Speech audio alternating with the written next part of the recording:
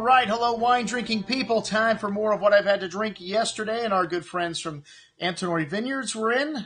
Champagne Wayne without any champagne. So is he still Champagne Wayne if he doesn't have champagne?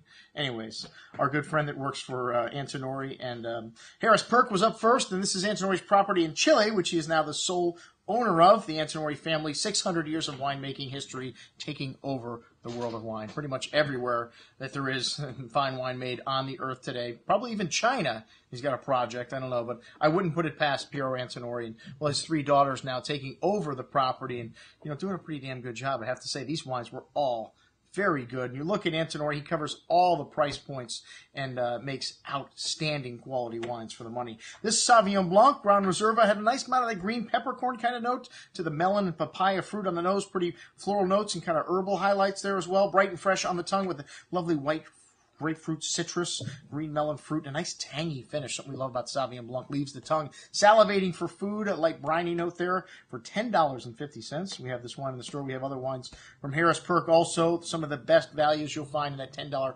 category. Well, some of the only things in the store in the $10 category from Chile here. Next up, the Antinori Chivarro della Sala. This is from his estate in Umbria. In addition to being all over the world, he's also all over Italy, and one of the best Chardonnays made in Italy. This wine's got a nice bit of toasty oak spice here, vanilla, nutmeg, cinnamon, to the lemon drop candy fruits. A bit like a Chassagne Montrachet, and a nice flinty nuance coming out on the second day. This wine very polished and elegant on the tongue with that lovely lemon drop candy, citrus, and tongue-tingly minerality and that decadent oak spice on the finish. $49.50, excellent juice. The Villa Antinori up next, and we had two vintages. It's nice to see these wines back-to-back. It's pretty much the same blend, Sangiovese, Cabernet Sauvignon, Merlot, and Syrah. And about 10 years ago, they took the Chianti label off this wine and just called it an IGT from Tuscany. And Antinori, one of the few people who had the balls, the cojones, to do that, because most people would have lost a lot of market share. But this is a great little wine, a nice little entry into the Chianti region, but a modern style because of the Syrah and Merlot, and of course Cabernet Sauvignon.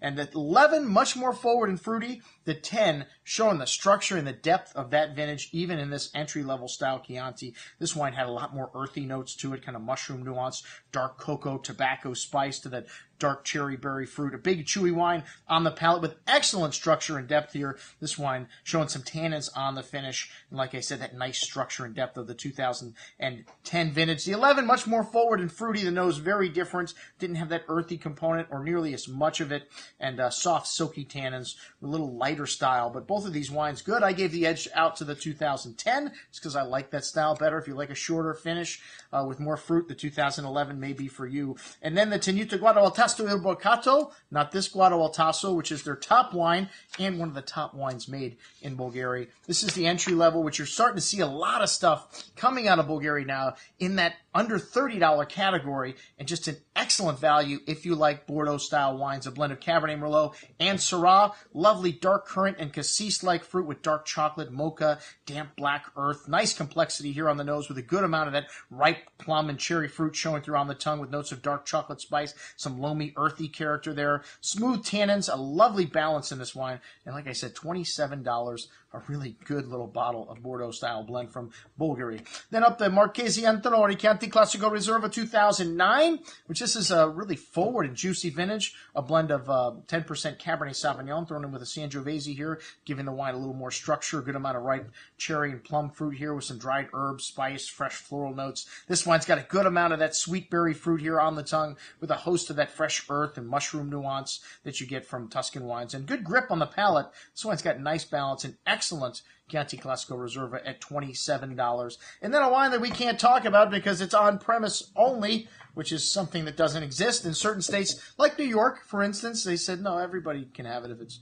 in the state, which I guarantee this will be all over the internet for sale everywhere in the country within 6 months, but it was just released. Right now, it is nowhere. You look this wine up. There's one guy in New York that's got it, and one guy in Chino in California that's got it for $15. A really nice little wine. The first year, 2012, a blend of Sangiovese, Syrah, and Merlot. And this wine's just very forward and seductive. Light red berry fruit, fresh herbs, little milk chocolate notes. Really smooth and drinkable. A really nice little crowd pleaser at under $15. Look for it in your local restaurants here in South South Florida very soon. All right, that's what we had to drink with our friend Champagne Wayne. Without any champagne, I'm your host, Andrew Lamposoni, signing off for the Wine Watch, saying, remember, always drink the good stuff first.